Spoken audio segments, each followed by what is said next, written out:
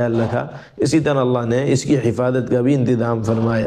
لوح محفوظ کے اندر اس کتاب ہدایت کو رکھا، وہاں سے جب آسمان دنیا پر بیت العزت میں اس کا نزول فرمایا، وہاں سے بہت تھوڑا تھوڑا وقتاً فوقتاً حالات کے اعتبار سے آپ صلی اللہ علیہ وسلم کے قلب اطہر پر نازل فرمایا۔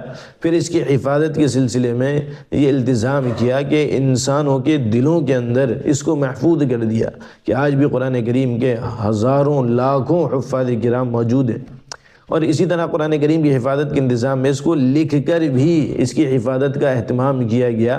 خدا صلی اللہ علیہ وسلم نے بھی اس کو لکھوایا، اور پھر آگے صحابہ کرام نے اس کو مرتب کیا اور اس کو ایک کتابی شکل کے اندر، ایک مصحف کی شکل کے اندر اس کو مرتب کر کے انسانوں کے سامنے پیش کیا۔ تو قرآن کریم کی حفاظت کے سلسلے میں اس کو سینوں میں بھی محفوظ رکھا گیا اور اس کو صحیفوں اور کتابوں کے اندر بھی محفوظ رکھا گیا۔